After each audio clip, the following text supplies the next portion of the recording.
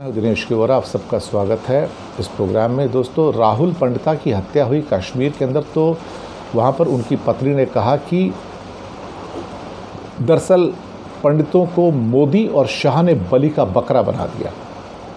साथ में ये कहा कि अगर उनमें हिम्मत है तो श्रीनगर की सड़कों पर बिना सेफ्टी के, बिना सिक्योरिटी के घूम कर दिखाएं।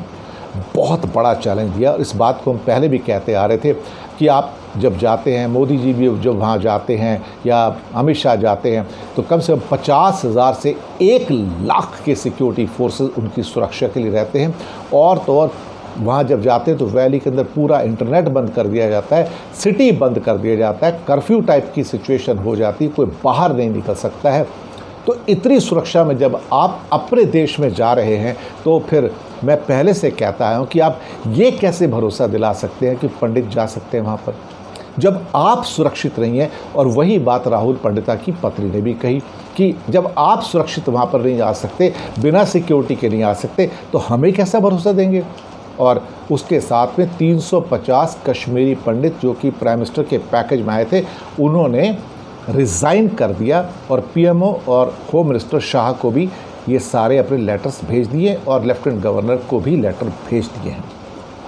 इनका कहना है कि आप हमारी सिक्योरिटी नहीं कर सकते, आप हमें सेफ नहीं कर सकते, इसलिए अब हम यहाँ पर नहीं रहेंगे, हम यहाँ से जम्मू वापस जा रहे हैं।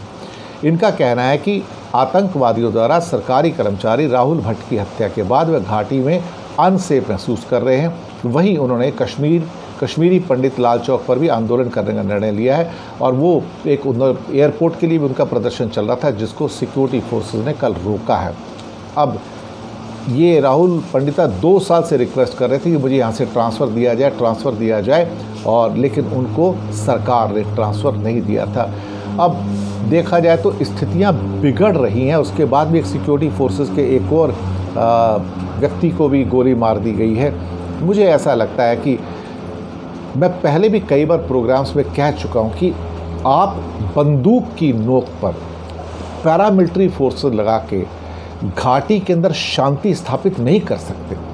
आपको संवाद से, कम्युनिकेशन से, प्यार से आप वहाँ पे लोगों को उसके विश्वास में लेना होगा, तब आप कर सकते हो।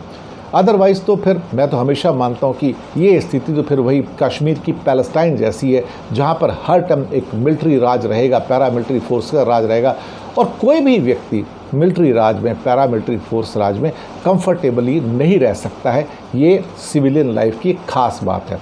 पर इस सरकार सोचती है कि शायद इज़राइल का मॉडल अपना के हम बंदूक की नोक पे शांति ला सकते हैं।